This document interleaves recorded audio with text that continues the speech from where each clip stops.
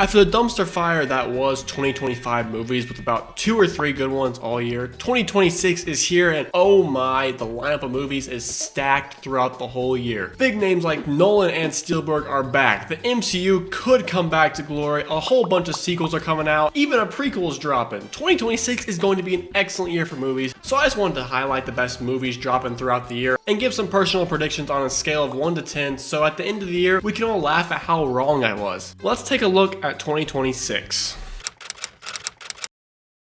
First off, this movie looked god-awful, but I hope that it is so god-awful that at least it'll be like a funny bad, just like Ice Cube's War of the Worlds. No!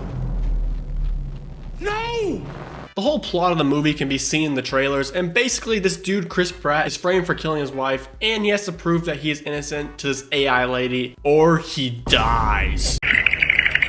My prediction is a 4 out of 10, and it will most likely be the worst movie on this list.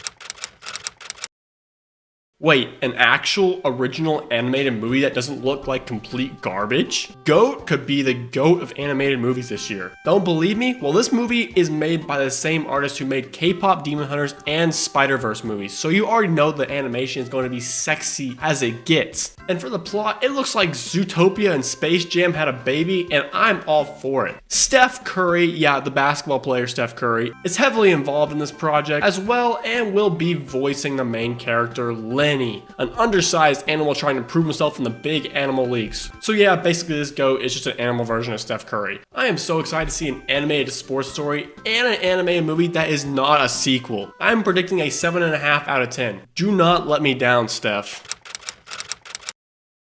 Me personally, I do not understand horror movies, and I do not care about Scream at all. But if they're on movie number 7, the franchise must be somewhat good. So I just added Scream 7 to this list for all of you weirdos who enjoy this type of stuff. My prediction is a question mark out of 7. The breadwinner may be the biggest wild card on the whole list. It'll feature comedian Nate Bargatze. The slaves, sir. What of them? You asked about the temperature. I did not. And he will have to be a stay-at-home dad, and this movie, it'll either be a dropkick your grandma, hilarious type of movie, or straight cringy. No in between. So my prediction is 6 out of 10 with about a 2-point margin of error. Can I do that? Sure, why not? After 6 seasons of peak television comes the Immortal Man, bringing back all your favorite characters, well, the ones that are alive anyway. The trailer doesn't reveal much about anything, but who cares? The boys will still be watching this movie without any trailer at all. It is going to be glorious. 8 out of 10. Based on the 2021 novel, we get Interstellar, but slightly different this time. Instead of the crops dying, the sun is going to explode, and thanks to YouTube, we all know that the sun exploding is not suitable for your health. This movie could be good, but don't count on it. There are many better, safer choices later on this year. Prediction, 6.5 out of 10. Because 2 movies dropping on March 20th weren't good enough, we got the third, and it features Ron Swanson as a grumpy fish. I am a pout fish. It doesn't look like a Kung Fu Panda or anything, but at the very least, it isn't a sequel, so that's good. It still does kind of look like a Finding Nemo remix though. Like 2 fish running away from 3 sharks on a journey across the sea. A little fishy, if you ask me. Prediction, 6 out of 10. Riding high off the success of the last Mario movie, Jack Black, Chris Pratt, and the rest of the fantastic cast return for the sequel based on one of the best freaking games of all time, Super Mario Galaxy. And because of the greatness of this game, this movie has potential to be great as well. The soundtrack should be immaculate, the visuals should follow, and the new characters already look great based on the trailer. I'm excited, and I predict 8 out of 10. Don't let me down, Illumination. Star Wars is returning for the big screen for the first time since, well, this disaster. Somehow Palpatine returned.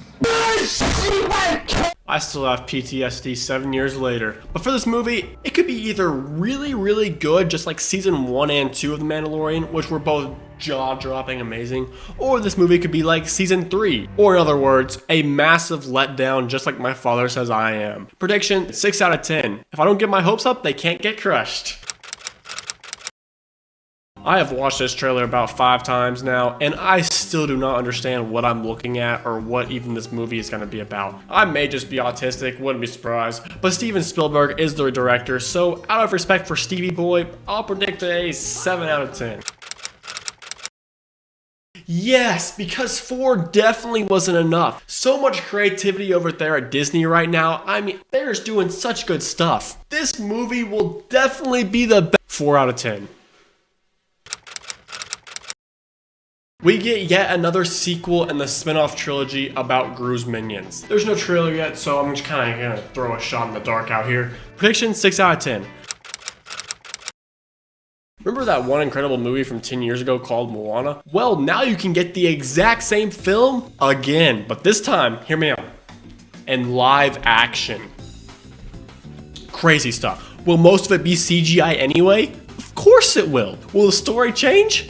Of course it won't. But The Rock is in it, so that means it'll be great. But for real, why do live action remakes even exist? At this point, I'd rather watch an AI generated movie than another cheap, useless live action remake. And so out of pure spite for the stupid live action remakes, the prediction is a solid 2 out of 10. Holy shit. When Sir Christopher Nolan decides to make a movie, attendance is mandatory, no excuses. And The Odyssey has a chance to be the best film of his yet, which is a near impossible task. The Odyssey is going to be based on the mythological figure of Odysseus and his adventures on his way home. Any story that has entertained for 2,000 plus years is a good one. Plus, Nolan isn't holding anything back here. Filming the entire movie on IMAX is absurd. What a madman. And at this point, I wouldn't be surprised if Nolan hired a sea god just to avoid using CGI. This should be the best film of the year and maybe the decade. Prediction, 9.5 out of 10. At the time of making this video, we don't know anything about this movie besides Tom Holland heat check. But given the previous Holland Spider-Man movies, there is no doubt this one should be solid. An 8 out of 10.